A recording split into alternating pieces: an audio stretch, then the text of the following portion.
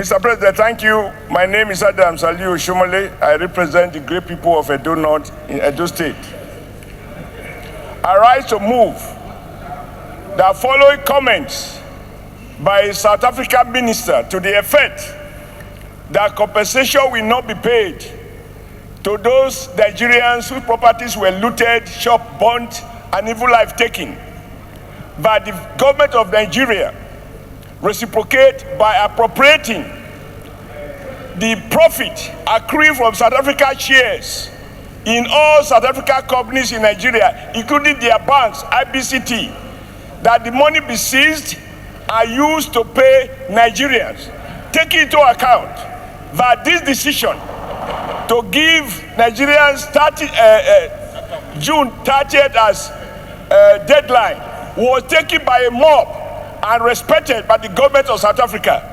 So we can't allow our people to come, we take taxpayers' money to pay compensation when South Africa investment and profit is being taken away. I urge that the profit be appropriated and use it to settle those who have been brutally destroyed, business burnt, life lost. Thank you. It does not require any further investigation because the facts are self-evident. Thank you very much. Before we move ahead with his Asha prayer, let me just say one thing.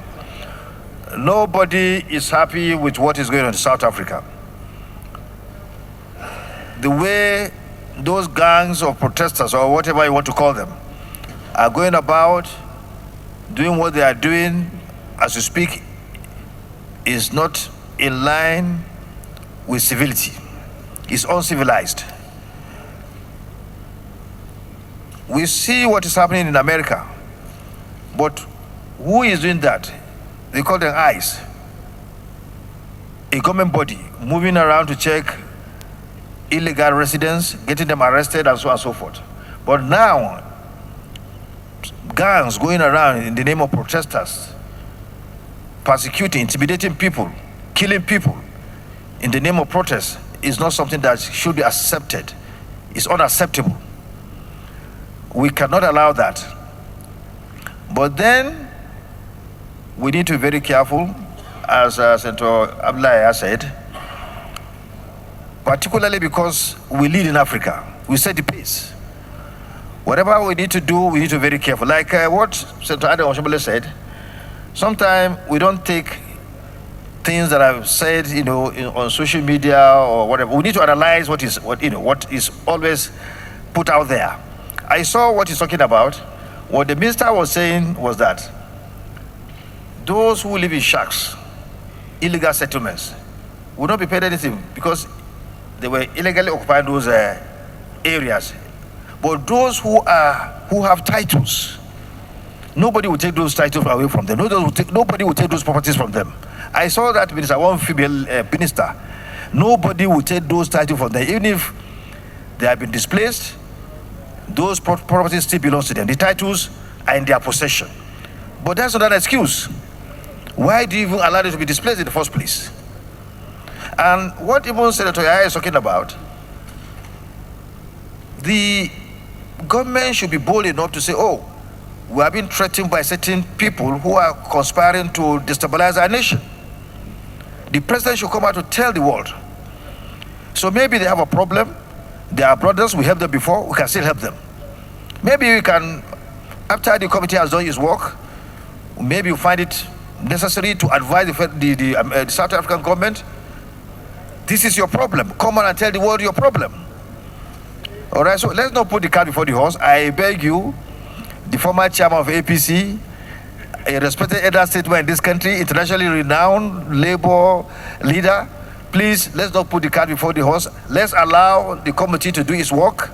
It's being headed by your colleague, your former governor, well experienced, and someone who has the pedigree to do this investigation. Under his, to chair the committee to do this investigation. Let's allow them to do that, and then we can move on. And Senator Yahya, please, can you, add additional prayer that the committee? Well, we don't need a prayer for that. It's their function, it's their committee work. So I beg you, I plead with you, based on your pedigree as a labor leader. My concern is that this matter was exhaustively debated about a month ago and this Senate, under your leadership, we took a decision that the issue be investigated by Foreign Affairs. You even suggested, your leadership, that we should send people to South Africa. So it doesn't mean that our decision must coincide with your opinion, with profound respect. Okay, what we do, You want we us tell to the be careful committee, until the people are killed. Senator Shomole, When one the man committee, monopolize madness, there can be no peace. okay, Chairman Committee on Foreign Affairs, you are given 2 weeks to submit your report so that we can take decisive action on this matter. Chairman, is there any member of Foreign Affairs Committee here? Okay. Yes, I'm here. So 2 weeks. Chairman Foreign Affairs Committee. Mr. Chairman, Foreign Affairs Committee. Chairman Foreign Affairs. Chairman Foreign Affairs. Please, we would like you to table your report in respect to what is happening, the xenophobic attack against Nigerians and other nationals in South Africa. We would like to have that information so that we can take action on the matter. So we give you 2 weeks to submit your report. So thank you, Senator Shomole, for showing understanding. And let me commend everyone that contributed. My name is Ojo Zokalo. I represent Abia North. Mr. President is supporting the motion ably moved by Senator Asoko Ekpenyong. South Africa used to be very close to Nigeria, and I remember all the good things we have done to that country. First, I would like to thank President Bola Tinubu through the Ministry of Foreign Affairs in bringing back our citizens in South Africa. What is happening in South Africa is least expected, that upon Nigerian money, Nigerian blood, everything put into South Africa was in excess of $15 billion, and they're treating Nigerians like this. I want us also to continue playing in the path of caution by still engaging them to demand that they must look after all Nigerian assets damaged in South Africa and pay, because they are a very friendly country with Nigeria. Why must a government led by a businessman like us, who is our friend, who we used to eat on the same table, would like to destroy business? He comes to Lagos. President Ramaphosa used to come here, we stay with him, and he's allowing Nigerians to be maltreated. It is inhuman, Mr. President. And I'm sure any right-thinking Nigeria, any right-thinking person in Africa will condemn that because of the money Nigeria spent on that. But even at that, I will still ask Nigerians to deal on the path of caution. I like the way President Tinubu has been handling this matter. We are not going to go forcefully. We are going to go with a dialogue. We are going to use the international courts, international community to deal with them. Thank you, Mr. President, for allowing me to say my mind. Thank you very much. Senator Asuko Ekpenyong, Senator representing Cross River South. I come by way of Order 41 and 51. The matter for discussion shall, if possible, be referred to the President of the Senate before commencement of the day's sitting, and the President of the Senate shall refuse to allow the claims unless he is satisfied that the matter is definite and urgent. Order 51, notice shall not be dispensed with in the case of a motion or in respect of any other proceeding for which notice is required, except with the consent of the President of the Senate and the general assent of the senators present. Give the synopsis of what you want to present, then I will then ask the indulgence of the Senate whether to allow you or not. Give the synopsis. Thank you, Mr. President. This motion is on the need to halt the recurring xenophobic attacks, bearing in mind the deadline given by Okay. Distinguished colleagues, Senator Asuko Ekpenyong approached me this morning that he wanted to bring forward for debate the xenophobic attack being carried out on citizens in South Africa, where it is reported that some have even died due to what is happening out there, the ugly situation out there. He wants to bring that forward to be debated. Is it the view of the Senate that we should allow him to carry on? Please, those in favor say aye. Those against say nay. The ayes have it. You may proceed. Thank you, Mr. President. My name is Asuko Ipenyong, Senator representing Cross River South. The Senate notes with grave concern the renewed wave of xenophobic attacks, intimidation, and anti-foreigner vigilantism against Nigerians and other African nationals residing in the Republic of South Africa.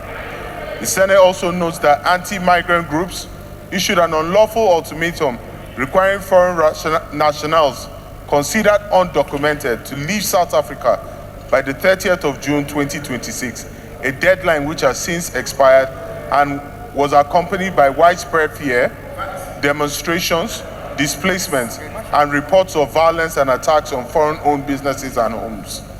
Aware that the intimidation has extended beyond undocumented migrants to Nigerians and other foreign nationals possessing valid residence, work, and immigration permits, some of whom have reportedly been threatened, profiled, evicted, or instructed to leave by unauthorized vigilante groups. The Senate observes that the indiscriminate targeting of foreign nationals, including lawful residents, demonstrate that the campaign cannot be regarded merely as immigration enforcement, but constitutes xenophobic hostility based on nationality and perceived foreign origin. The Senate also observes that Nigeria's solidarity was not limited to government action, as Nigerian workers, students, and other citizens contributed to the apartheid struggle, while educational institutions and halls across Nigeria continue to bear Nelson Mandela's name in recognition of his sacrifice and legacy. The Senate recalls that Nigeria, alongside other African countries, stood firmly with the people of South Africa during the struggle against apartheid, providing sustained diplomatic, financial, and material support to the liberation movement and campaigning for the release of Nelson Mandela and other political prisoners. We also recall that under General Olusegun Obasanjo as military head of state, Nigeria hosted the World Conference for Action Against Apartheid in Lagos in 1977, and subsequently took significant economic measures against foreign commercial interests associated with apartheid South Africa, including the nationalization of British Petroleum's Nigeria's interests and pressure on Barclays and other affected institutions. We further recall the Senate, in its resolution of 5th May 2026, condemned the attacks and called for diplomatic engagement, protective measures, and parliamentary intervention. The Senate is concerned that while Nigerian-owned businesses in South Africa have been attacked, looted, or closed or abandoned under threat, South Africa origin enterprises and brands, including MTN, MultiChoice, etc., have continued to operate successfully and lawfully in Nigeria. The Senate affirms that Nigeria has chosen the path of restraint, African brotherhood, and respect for the rule of law by rejecting reprisals against South African nationals and lawful commercial interests in Nigeria. Regrets that subsequent developments, including the voluntary repatriation of Nigerians and the expiration of the 30th June 2026 ultimatum, indicate that previous interventions have not provided sufficient protection or a lasting solution. The Senate recognizes the sovereign authority of South Africa to enforce its immigration laws, but maintains that such enforcement must be undertaken exclusively by authorized state institutions and in accordance with the rule of law, human dignity, and the fundamental rights of all persons. The Senate accordingly resolves to 1. Condemn in the strongest terms the recurring xenophobic attacks, intimidation, unlawful profiling, and vigilante activities directed against Nigerians and other African nationals in South Africa. 2. Urge the federal government through the Ministry of Foreign Affairs, the Nigerian High Commission in South Africa, to obtain written assurances from the South African government regarding the protection of Nigerians following the expiration of the deadline of 30th of June 2026, and to demand the arrest and prosecution of persons responsible for violence, intimidation, looting, or unlawful immigration enforcement. 3. Also urge the Ministry of Foreign Affairs, the Nigerians in Diaspora Commission, and the Nigerian High Commission to strengthen emergency consular arrangements and establish a verified register of Nigerians who have suffered death, injury, displacement, unlawful detention, or loss of business and property for legal redress, restitution, and compensation. 4, other urge the federal government to engage other affected African countries and the relevant organs of the African Union in establishing an effective early warning and accountability mechanism for preventing xenophobic violence and protecting African migrants. And direct the Committees on Foreign Affairs, Diaspora and Non-Governmental Institutions to review the implementation of the resolution of the 5th of May 2026 and previous Nigeria-South Africa bilateral commitments and report to the Senate within 2 legislative weeks on the measures taken, assurances obtained, and outstanding actions required. I so move, Mr. President. Well, before I allow for... My name is Mohamed Tahir Munguno. I represent Borno North Senatorial District. I've gone through all the prayers, and the prayers in the motion are relevant, apt, and germane towards finding solutions to the recurrent xenophobic attack in South Africa that has now assumed the dimension of being a recurring decimal that occurs almost every year or in every 2 years. My contribution to this motion is that our diplomatic engagements across the world should be citizen-centered and citizen-driven in order to jealously guard and protect the lives and properties of Nigerians, wherever they may be on the surface of the earth. The interests of our citizens should be of primacy for our diplomatic engagements across the world in order to jealously guard and protect the interests of our citizens, because even the Constitution enjoins us to protect the lives and property of the people, and that is the social contract that the people had with the government in order to surrender their rights. So against this backdrop, I urge my colleagues to support this motion. Thank you.